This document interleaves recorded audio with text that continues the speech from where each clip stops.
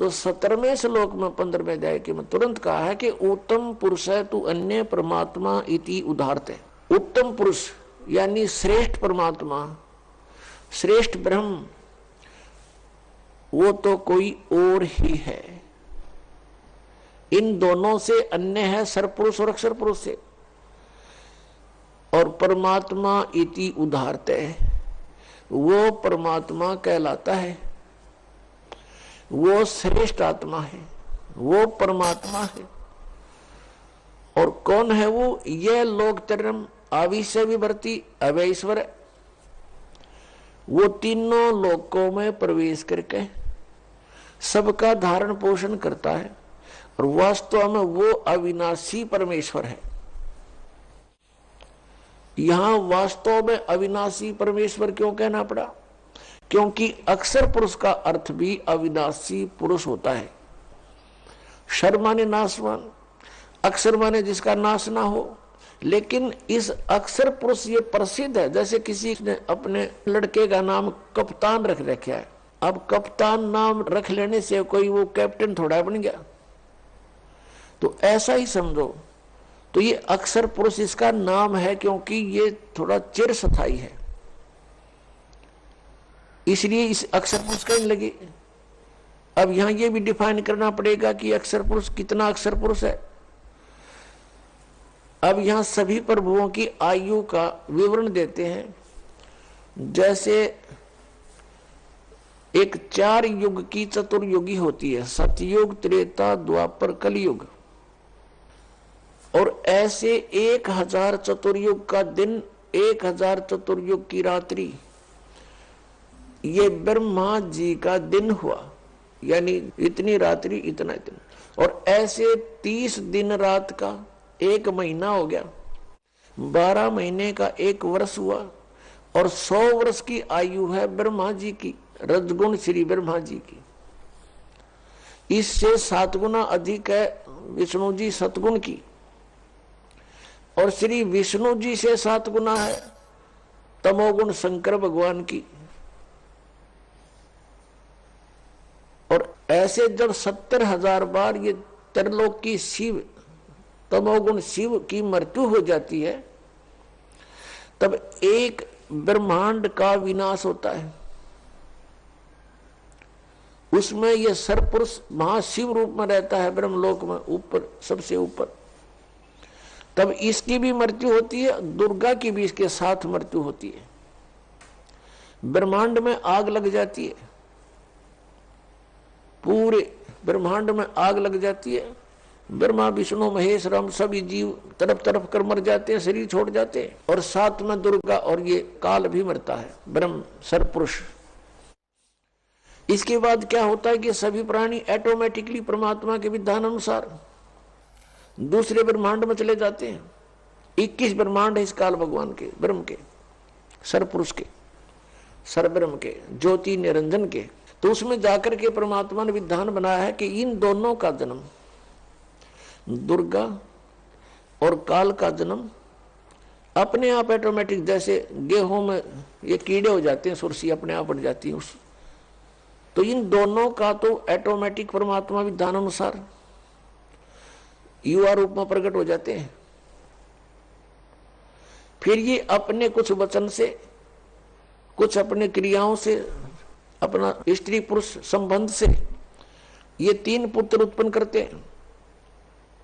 ब्रह्मा जी को रजगुण कर देते हैं प्रथम पुत्र को, द्वितीय को सतगुण युक्त, तीसरे को तमोगुण युक्त। और फिर अपने नए सिरे से उस ब्रह्मांड में सृष्टि स्थापित करते हैं। तो जो एक ब्रह्मांड का विनाश हुआ और 70,000 बार इस तमोगुण शिव की मृत्यु होगी, तो युग काल मरा, काल की मृत्यु हुई एक ब्रह्मांड में। जो एक युग हो गया किसका? अक्षर पुरुष का। इतना समय का एक युग हो गया अक्षर पुरुष का। और ऐसे 1000 युग का दिन, ऐसे बने हुए युग का 1000 युग का दिन, इतनी ही रात्रि, और 30 दिन रात का महीना, और 12 महीने का 1 वर्ष, और 100 वर्ष की आयु है अक्षर पुरुष की। अब ये इतना अक्षर है, ये इतना चिर स्थायी है, इसलिए इसको अक्षर पुरुष कहने लगे। और फिर भी इसकी मृत्यु है। एती उम्र बुलंद मरेगा अंतरे, सतगुरु लगे न कान न भेंटे वो संतरे।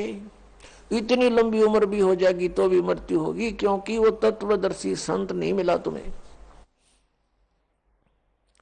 जिसका गीता जी अध्याय नंबर 4 के श्लोक नंबर 34 में वर्णन है। और परम अक्षर ब्रह्म की, परम अक्षर पुरुष की मृत्यु नहीं होती।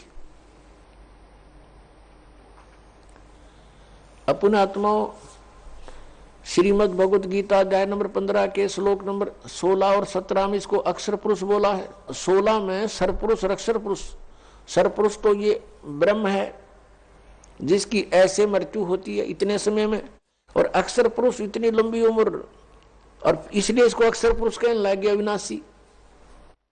लेकिन ये अविनाशी नहीं है, इसका विनाश होता। इसलिए गीता जी अध्याय नंबर 15 के श्लोक 17 में डिफाइन करना पड़ा कि उत्तम पुरुष है तू अन्य, वो श्रेष्ठ परमात्मा तो कोई और है। और परमात्मा इति उदाहरते, जिसको परमात्मा कहा जाता है वो है सही मायनों में परमात्मा, श्रेष्ठ आत्मा। और ये लोग तरम, और वही तीनों लोकों में प्रवेश करके अविषय विवर्ती अवय ईश्वर है। वो अवय माने अविनाशी, अविनाशी परमेश्वर है वो। अब इसलिए इसमें स्पेशल करना पड़ा, इसलिए इस कंसेप्ट को क्लियर करने के लिए। तो पुण्यात्माओं, इस तत्व ज्ञान को समझने के लिए हमने बहुत समय लगाना पड़ेगा। अभी तक तो हमारे अंदर अज्ञान भर रखा था, ठोक ठोक कर, युगों से ठोक रखा है। और आत्मा कोई आज की थोड़ी है, ये तो जब से जन्मी है तभी से इस अज्ञान को अपने अंदर फीड करती आ रही है। इसके अंदर कोड वर्डों में सारा कुछ फीड है पिछले पूर्व जन्मों का। अब जैसे, अब तो इस बात को समझना बहुत आसान हो गया, आध्यात्मिक ज्ञान को। जैसे एक चिप होती है मोबाइल में, और उसमें 40-40 घंटे का, 50-50 घंटे का सत्संग आ जाता है। और इतनी गो है कति, बिल्कुल। ये तो एक परमात्मा द्वारा बनाए गए मनुष्य बनाई गई है। और जिस परमात्मा ने मनुष्य भी बनाया वो क्या बना सकता है? तो हमारे अंतःकरण में, आत्मा में परमात्मा ने ये सब ऐसा सिस्टम फिट कर रखे। असंख्य जन्मों का रिकॉर्ड आपके अंदर कोड वर्डों में जमा है, तो वो हमारे अंदर फीड है। अब गीता जी अध्याय नंबर 11 के श्लोक नंबर 32 में ये गीता ज्ञान दाता कहता, मैं तो काल हूं और सब न खाऊंगा, सब न मारूंगा। घर में जाए कि 21वें श्लोक में अर्जुन कह रहा है, भगवान आप तो देवताओं को भी खा रहे हो, कुछ आपकी जाड़ा में लटक रहे हैं और आपसे प्रार्थना कर रहे हैं, बख्श दो बख्श दो, मंगल हो मंगल हो। वेदों के स्तोत्रों से आपकी स्तुति भी कर रहे हैं, आप तो उनको भी खा रहे हो। तो यहां इसने स्पष्ट कर दिया, भाई मैं तो काल हूं और सब न खाऊंगा, तू ना युद्ध करेगा तो भी इनको मार डालूंगा। तो हम जहां रह रहे हैं ये काल है, और ये कसाई बताया परमात्मा ने। काल कसाई हस्त है, सर्वे लोक को खाए, अंकुश निर्गुण नाम का ये सतगुरु दर पकड़ा जावे। सतगुरु के दरबार में कबीर परमात्मा जब आते हैं और उसकी शरण में जैसे हम आ जाते हैं, जैसे अब इस दास को भेज दिया परमात्मा ने, अपनी वही पावर दे करके शक्ति दे दी। काम उन्हीं की शक्ति, उन्हीं के हाथ में रिमोट है इस दास का। तो अब इस परमात्मा की शरण में इस दास के माध्यम से आने से भी आपको उतना ही प्रोटेक्शन मिलेगा। तो उन्होंने क्या बताया है कि जैसे तुम यहां ऐसे लोक में रह रहे हो, जैसे कसाई बकरे पालता है और वो सर्व सुविधाएं देता है अपने बकरों को स्वस्थ बना रखने के लिए, उनसे प्रजनन करवाता है, नर मादा को उसमें छोड़ देता है, और वो बोले बकरे बच्चे उत्पन्न करते हैं, बकरे बकरियां। और उनमें कितनी ममता होती है, किसी के बच्चे को दूसरा बकरा या बकरी टच कर देता है तो उसके साथ भिड़ने को पहुंच जाते हैं वो बकरे बकरियां, उसके माता पिता, और खूब युद्ध करते हैं कि मेरे बच्चे को तूने क्यों सता दिया। और सभी सुविधाएं उनको प्राप्त होती हैं, यानी जलाशय बनाया हुआ होता है, उनके ऊपर शेड डाल रखा होता है, झोपड़ी, उनके लिए चरागाह बनाई होती है, अब वो बकरे ये सोचते हैं कि देख हमारा भगवान, हमारा स्वामी, हमारा प्रभु कितना दयालु है, हमारी कितनी केयर टेक करता है, कितनी देखभाल करता है, कितनी सुविधाओं का ध्यान करता है, कितना व्यवस्था कर रखी है, जिस कारण से वो उसको अपना एक दयालु स्वामी मानते हैं। और जब वो कसाई उन बकरों में आता है, उसको एक नेक इंसान मान के, अपना हितैषी जानकर वो भोली आत्माएं, वो बकरे उसके पास आ जाते हैं। कोई तो उसको चाटता है, वो ऐसे हाथ लगाकर देखता है और वो प्यार करते हैं, जीभ से चाटते हैं उसको, अच्छा नेक आदमी मान के। और वो ये देख रहा होता है ये कितने किलो का हो गया, मांस कितना हो गया, ये कितने का बिकेगा। और वो भोली आत्मा उसको अपना मालिक मान रहे हैं। और कोई ऐसे दोनों पैर उठा के उसको प्यार देने की चेष्टा करता है, यानी इतने उसके ऊपर कुर्बान हो जाते हैं वो बकरे। और फिर वो देखते हैं कि जब ऑर्डर आता है उसको 10-20 बकरों का, तो वो ना देखता किसकी माँ मरेगी, किसका बेटा मरेगा, किसी का भाई मरेगा, किसकी बहन मरेगी। डंडा लेकर और मोटे मोटे छांट लेता है और जाके कड़च कर देता है। बकरों में हाहाकार मच जाती है, वो भागते फिरते उसमें, पता उनको कहाँ बिजली गिर गई। अब किसी का बेटा गया तो वह माँ रो रही है, किसी का भाई गया बहन रो रही है, चिल्ला रहे हैं बुरी तरह, वहां पर ब्याह म्याह करके करते रहे। वो पाल इसलिए रखे। तो परमात्मा कबीर जी ने आगे बताया कि आपके प्रभु की ये दशा है जैसे उस कसाई की है। अब यहां इस पृथ्वी से परमात्मा कबीर जी से तप करके प्राप्त करी, और इसमें हम अपनी गलती से इसके साथ आ गए। अब इसने हमारा दुरुपयोग किया है, हमें सताने का हर संभव प्रयत्न किया है। कारण क्या है कि ये चाहता है कि इनको जितना दुखी करूंगा उतना ही वो सतपुरुष कबीर साहब दुखी होगा, क्योंकि ये उसके बच्चे हैं। इसलिए इसने हमारे को यहां दुखी करने में कोई कसर नहीं छोड़ रखी। अन्य पशु पक्षी बना दिए, उसमें सिरे से ही सब कुछ कष्ट है। और फिर उन्हीं में से मच्छर हैं, सर्प हैं, सेंग हैं, शेर, और ये मनुष्य को मारने के लिए, इनको पीड़ा देने के लिए तैयार कर दिए। अन्य कीटाणु बना दिए जिनसे इनको इन्फेक्शन हो, मर जाए, इनको बीमारियां लग जाएं।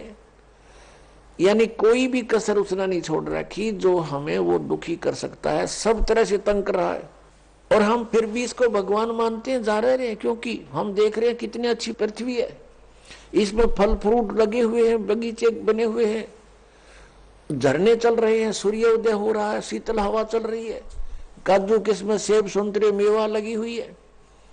हम ये सोचते हैं बड़ा भगवान, बड़ा दयालु परमात्मा, हमारी कितनी सुविधा कर रखी है। और तब वो भगवान कहाँ गया? किसी का बेटा मर गया, किसी की बेटी मर गई, एक्सीडेंट में मार दिया, कहाँ गया वो भगवान? वो दयालुता कहाँ गई उसकी? तो परमात्मा हमें याद दिलाते हैं, तुम उस लोक को छोड़ आए जहां तुम सुखी थे, मृत्यु नहीं होती थी, तुम्हारे अंदर वृद्ध अवस्था नहीं होती थी। अब यहां प्राणी वृद्ध अवस्था को कति पसंद नहीं करता, और मृत्यु को तो करना है किसने है? मृत्यु तो 95 वर्ष का हो गया व्यक्ति आशा करता है कि अभी जीवित और रहूं। आशा सभी करते हैं और करनी भी चाहिए, क्यों? तो जन्म हुआ फिर मरे किस लिए? तो हम सभी इस चीज को बुरा मानते हैं कि ना तो बुढ़ापा होना चाहिए और ना मृत्यु होनी चाहिए। ये हमने घड़ी खटका है, और यहां डेफिनेट है, हम देख रहे हैं सभी में वृद्ध अवस्था आएगी, सब मरेंगे। अब ऐसा हमने ऐसा क्यों लग रहा है? क्योंकि हम ऐसे स्थान पर रहा करते थे जहां जरा और मरण नहीं होता था। जरा मीन वृद्ध अवस्था। श्रीमद् भगवत गीता अध्याय नंबर 7 के श्लोक नंबर 29 में कहा है कि अर्जुन, जो जरा मरण मोक्षाय यतन्ति ते मम आश्रित है, मेरे ज्ञान का आश्रय करके जो जरा और मरण से छूटने के लिए यत्न कर रहे हैं, ते ब्रह्म तत्विदु कृष्णम अध्यात्म अखिलम च कर्मम। वो सारे अध्यात्म से और सभी कर्मों से और तत्ब्रह्म से परिचित है। वो केवल जरा और मरण से छूटने का प्रयत्न जो कर रहे हैं, वो किसी और वस्तु की डिमांड नहीं करते, तो वो उस तत्ब्रह्म से परिचित हो चुके हैं और सारे कर्मों से परिचित हो चुके हैं। और पूरे अध्यात्म ज्ञान से परिचित व्यक्ति ही जरा और मरण से प्रयत्न कर रहा है, छूटने के लिए प्रयत्न कर रहा है। तो जरा और मरण कहां नहीं होता? सतलोक के अंदर। शंखों लहर मेहर की उपजे, कहर नहीं जा कोई, दास गरीब अचल अविनाशी, सुख का सागर सोई। सतलोक के अंदर कहते शंखों लहर मेहर की उपजे। अब वहां हम सतलोक में रहा करते थे, हमारा ऐसा ही शरीर था जैसा आपका यहां पर है, लेकिन उसका मटेरियल ये नहीं है। वो शुक्रम अकायम है, ऐसनाविरम है। माता पिता के योग से जैसे यहां शुक्र से बनता है, ऐसा वहां हमारा शरीर नहीं है। यहां 5 तत्वों से बना हुआ है, वहां 1 तत्व से, नूर तत्व से बनता है। अब जैसे हमारा शरीर 5 तत्वों से बना हुआ है, इसमें कहीं तत्व दिखाई नहीं देता और कितना सुंदर हमें लगा है। इसी प्रकार उस नूर तत्व का वहां ऐसे परमात्मा ने व्यवस्था कर रखी है।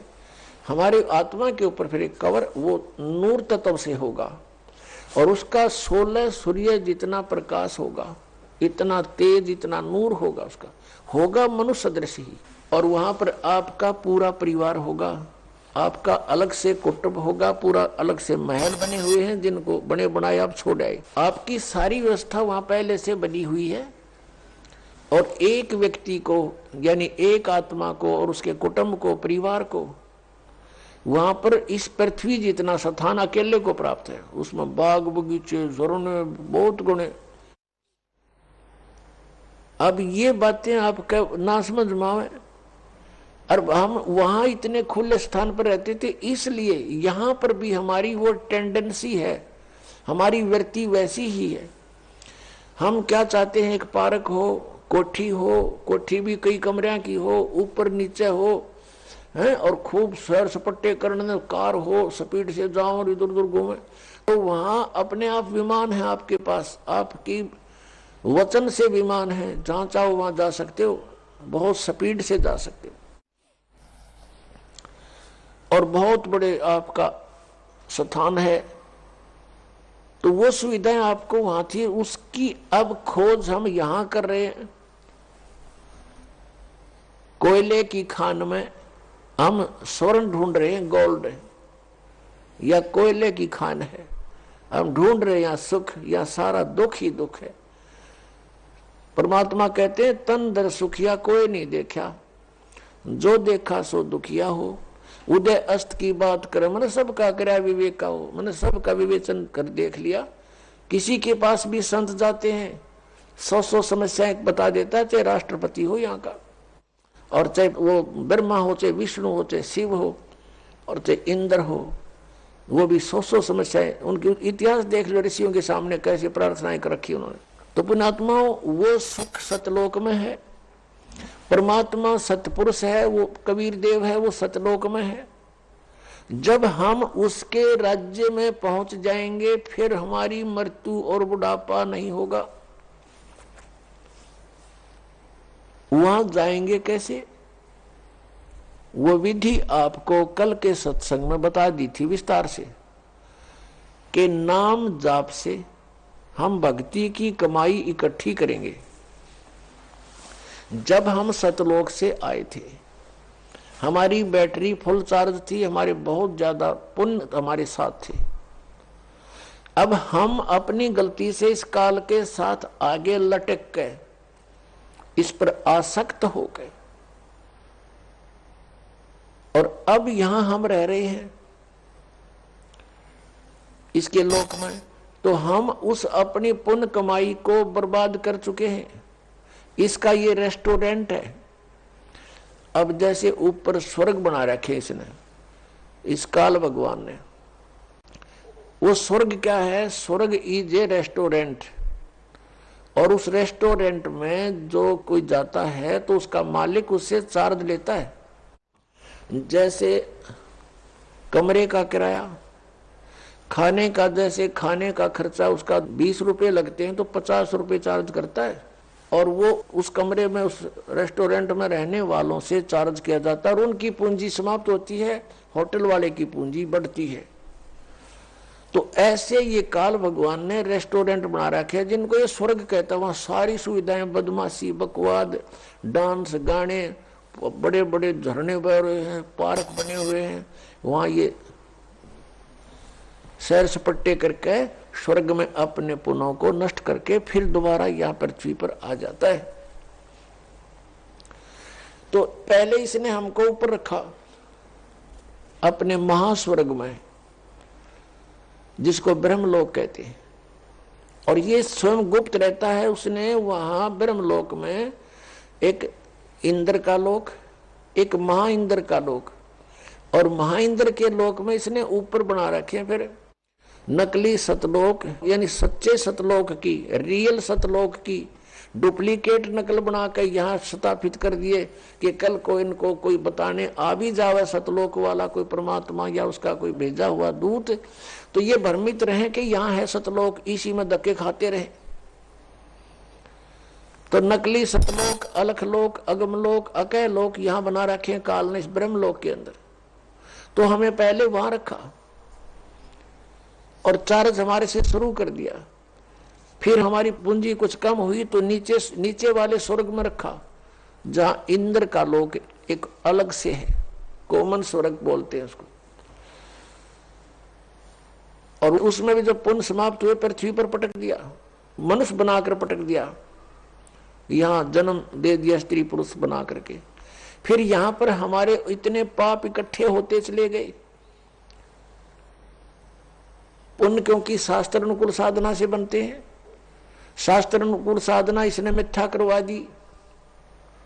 जब तक हमारे पूर्व जन्म के पुण्य रहते हैं तो हम जो साधनाएं किसी से भी सुनाते हैं उसको करते रहते हैं, और वो हमें लाभ हो रहा है पूर्व जन्म के संस्कारों से। हम सोच रहे इन साधनाओं से हमें पुण्य लाभ हो रहा है, तो इस भ्रम के अंदर हम अपने सतयुग, त्रेता, द्वापर में ये सब पुण्यों का नाश कर देते हैं। और उस दौरान परमात्मा आते हैं, स्वयं चारों युगों में आते हैं, क्योंकि अपना का दुख अपनों को ही होता है। उस परमात्मा से हमारा कष्ट सहा नहीं जाता। हम रोते हैं, चिल्लाते हैं, किसी का बेटा मर गया, किसी की बेटी मर गई, लेकिन वो परमात्मा फिर वहां से चल कर आते हैं। हमें ज्ञान देना चाहते हैं कि तुम जहां रह रहे हो ये स्थान ठीक नहीं, ये काल का लोक है, और यहाँ जितनी बार जन्मोगे ये संकट तुम्हें झेलने पड़ेंगे। इसके लिए मैं बताता हूं, और तुम ये साधना, ये भक्ति करो, ये छोड़ दो। लेकिन हम इतने रंगे जा चुके होते हैं इस काल के दूतों के द्वारा, रह रहकर फीड कर दिया जाता हमारे अंदर, हम परमात्मा के उस ज्ञान को स्वीकार नहीं कर पाते हैं। हमारी बुद्धि जीव संज्ञा की है, और हम इन ऋषि महर्षि संतों को परम संत मानकर इन पर समर्पित हो चुके हैं, और ये सोच चुके हैं कि ये भगवान को प्राप्त कर चुके हैं, इन्होंने सतलोक चले गए होंगे।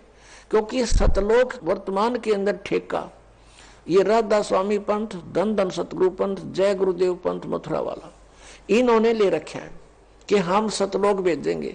इन्हें सतलोक का ना पता, इनको सतनाम का पता नहीं। इनके पूर्वज ने, यानी जिसने ये काल का जाल प्रारंभ किया, राधा स्वामी पंथ, श्री शिवदयाल जी को कहते हैं, उनका चलाया हुआ ये पंथ है, और उसको ये अपना परम धनी मुखिया मानते हैं सभी पंथों वाले जितने से संबंधित है, इसकी ब्रांचें हैं, कि वो हमारा हेड ऑफ द डिपार्टमेंट है, वहां से हमारा पंथ चला है। और उसने सतनाम का नहीं पता।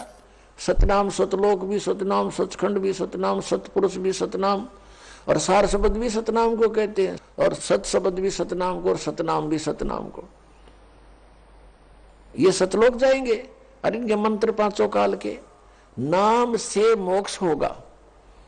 परमात्मा कहते हैं जैसे ये हठ योग करते, 2.5 घंटा सुबह बैठो, 2.5 घंटा शाम बैठो, इन्होंने पुण्यात्माएं जो है, इन्होंने अपने पैर भी खराब कर लिए। एक भक्त आता फरीदाबाद साइड से, दाढ़ी सी रखता है, वो कह रहा था जी मैं इस राधा स्वामी पंथ से जुड़ के 40 साल मैंने अपना गोड्डे भी कंडम कर लिए, भगवान मिले। वो 2.5 घंटे गए, मैंने 6-6 घंटे बैठ कर देख लिया, कुछ प्राप्त नहीं हुआ, लेकिन मैं प्रभुता के कारण। और मुझे पूछते कि आपने तो 40 वर्ष हो गए साधना करते, कुछ दिखा होगा? कहा सब कुछ दिखता है मुझे। और दिखा मैंने खक नहीं था, मैं झूठ बोला करता था अपनी प्रभुता बनाए रखने के लिए। कहा मुझे सब कुछ दिखता है, ऊपर के मंडल दिखते हैं, सतनाम दिखाई देता है, सतनाम के अंदर नो सतलोक में फलान।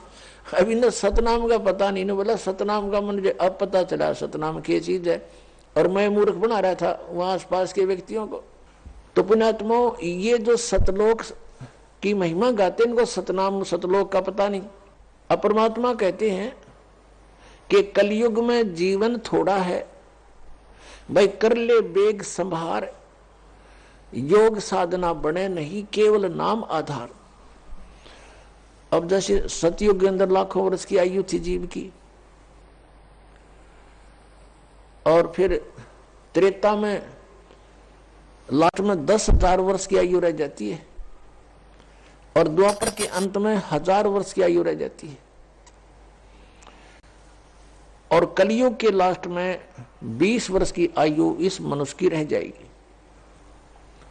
तो लाखों वर्ष बैठ के वो हठ योग करें जाते, सबकी समाधियां ऊपर जाती थी। समाधि क्या चीज है? जैसे कल आपको दिखाया था, रात्रि के समय जय गुरुदेव पंथ के मुखिया श्री तुलसीदास साहेब मथुरा वाले का अनुभव, वो कहीं बताता है मुझे रास्ते में रामकृष्ण दिखाई दिए, फिर कहता है मुझे वहां उनके कहते हैं सीन दिखाई देते हैं, वृक्षों में आदमी, और वृक्ष नाच आदमी उनका लटक रहे, व्यक्ति लटक रहे हैं और वृक्ष नाच रहे ये मूर्ख बना रहा काल इनको। तो फिर ये कहता है श्री राम श्री कृष्ण की झांकी देखी, नजारा देखा, उनकी सवारी निकली मैंने देखी साधना में। फिर इन्होंने क्या देखा कि वहां सतपुरुष एक स्त्री के साथ बैठा हुआ यू काल बैठा है दुर्गा के साथ में, दूर से दिखाई दे दिया इसने किसी रूप में। इंद्र भी अपनी पत्नी के साथ सची के साथ रहता है स्वर्गलोक में, तो इसने वो ज्ञान है नहीं, इसी को देख लिया परमात्मा है, सतपुरुष है। अब क्या है कि जैसे सतयुग के अंदर साधक साधनाएं करते थे, उनके सबत शरीर होते थे और माइंड सेट होता था, पूर्व संस्कार अच्छे होते थे, कोई काम नहीं होता था विशेष। जैसे सतयुग में सभी हरा भरा होता है पूरा पृथ्वी, और बहुत सुंदर मेवा फल, और जैसे आपने देखा होगा सामक एक घास होता है जिसके बहुत बाजरे जैसे दाने लगते हैं, और इस तरह के गेहूं वगैरह ये अपने आप उगे रहते हैं, उनको काटो समय आने पर और अपना पछोड़ो और खाओ, फल खाओ, काम कोई नहीं, लेकिन वो भगवान की भक्ति अवश्य करते हैं। अब जैसा भी उनको ज्ञान होता है ऋषि महर्षि या आस पास से, तो उसी तरह वो बैठ जाते, बैठकर उनके अंदर कोई ना कोई चैनल ऑन हो जाता उनका। जैसे हमारे शरीर में ये कमल बने हैं, मूल कमल में गणेश जी का वासा है, उससे ऊपर स्वाद कमल है जिसको अधिष्ठान चक्र बोलते हैं, तो उसमें सावित्री और ब्रह्मा जी का चैनल है वो। यानी चैनल क्या होते हैं? टीवी में चैनल होते हैं, ओरिजिनल कार्यक्रम तो उनके कहीं पर भी वो लाइव दिखा रहे हैं तो कहीं और हो रहा है, दिख रहा है टीवी में, और दिखता उसी को जो उसका चैनल ऑन हो जाए उस कार्यक्रम का, तो वो कार्यक्रम हो रहा है कहीं और दिख रहा है टीवी में। तो ऐसे ही ये ऊपर नजारे हो रहे हैं कहीं और दिखते हैं इस शरीर के अंदर, और दिखते केवल ये ब्रह्मांड के ही है, सतलोक के इसमें नहीं दिखते, क्योंकि अंड और पिंड के पार स्वदेश हमारा है। तो ये क्या करते थे, इनको अंदर समाधिस्थ हो जाते थे, कोई चैनल ऑन हो जाता है इनकी पूर्व की भक्ति से, और फिर उसमें वो देखते हुए नजारे, कोई जैसे झरने दिख रहे हैं, कहीं पर कोई सवारी आ रही है, कोई किसी की, ये काल उनको मूर्ख बनाने के लिए एक बाजीगरी शुरू कर देता है। अपने आत्माओं जैसे सिनेमा देखने जाया करते, पहले फिल्म देखने, अपने पल्ले से पैसे लगाते और 3 घंटे ऐसे जाते जैसे 3 मिनट चली गई हो,